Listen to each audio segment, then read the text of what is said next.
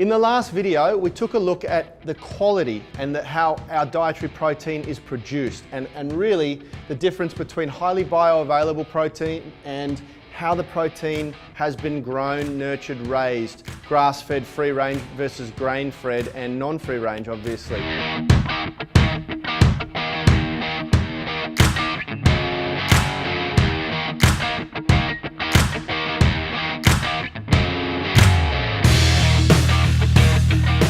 Now there is a lot of political crap that can come into the picture with free range. I'm not going to go into that. Really what I want you guys to understand is that if the animal's not produced in a humane way, it affects the meat and it generally affects the fat in the meat.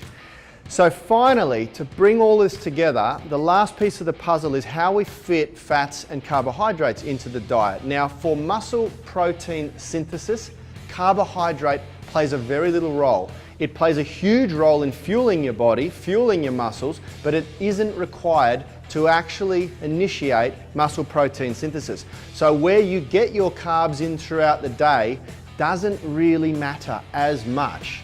What does matter is it will affect your body composition. So in most cases, if you're training for muscle gain, I'm going to assume that you've got a very, very healthy, lean body composition.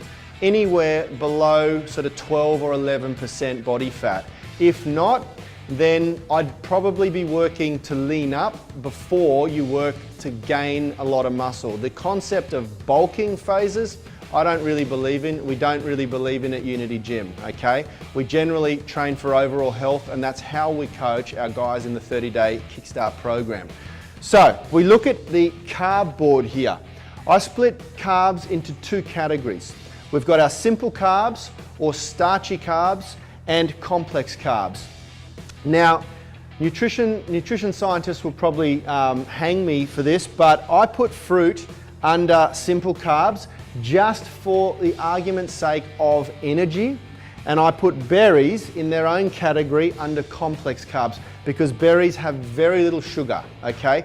Now remember, when we coach people here, as I said in the start of this video series, everyone usually falls into one of two categories. They want to lose fat or they want to gain muscle. Some people a little bit of both, from column A and column B. And if they want that, then we follow this dietary plan.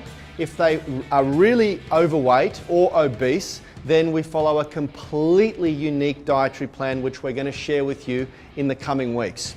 Now here, if we're following the muscle building dietary plan, I tell everybody to only eat simple carbs, which is bread, pasta, rice, cereal, or root vegetables like potato and sweet potato on the days that they exercise. So we earn simple carbs through exercise. This is the fact, guys. With today's modern society, the way we eat, when we go out on the weekends, we drink a bit of alcohol, we usually overconsume. If you're not exercising, you do not need to fill your plate with simple carbohydrates. It's as easy as that. The fundamental focus for most people should be to furnish their requirements to fuel their muscle protein synthesis, because losing muscle tissue over a lifetime is linked to so many degenerative diseases. So, to recap, we use column A, simple carbohydrates, on the days that we exercise. So where do we put complex carbohydrates? There's a very, very quick answer to that. In every single meal. We need to fuel the body and fuel the cell regeneration, boost your immune system, put lots of fiber through the body, through the digestive system, as much as humanly possible. According to the World Health Organization, it's 5 to 7 serves depending on who you talk to. So if we go back to reverse engineering our day on the previous video, we've got 5 opportunities to stack as many complex carbohydrates, which are all of your other vegetables with exception to the root vegetables, potatoes, sweet potato, etc. And your berries. We want to get them into every single meal. I like to say 2 serves at lunch and dinner, and then 1 serve for each of those other meals throughout the day, which is your morning smoothie. You can have some berries, or if you've exercised that day, some fruit with your eggs, smoked salmon, or whatever you have in the morning in between lunch and that first smoothie. You can have some, if you've exercised, some tomato, you can have some avocado, nice healthy saturated fats. You can have some mushrooms, whatever you like to do with that morning breakfast.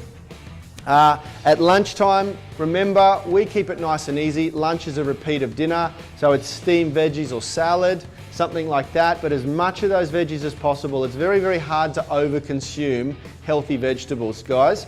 I hope that answers the question about carbs. As far as the fats go, usually you're going to get enough fat with each of those meals through either your meat, through your avocado.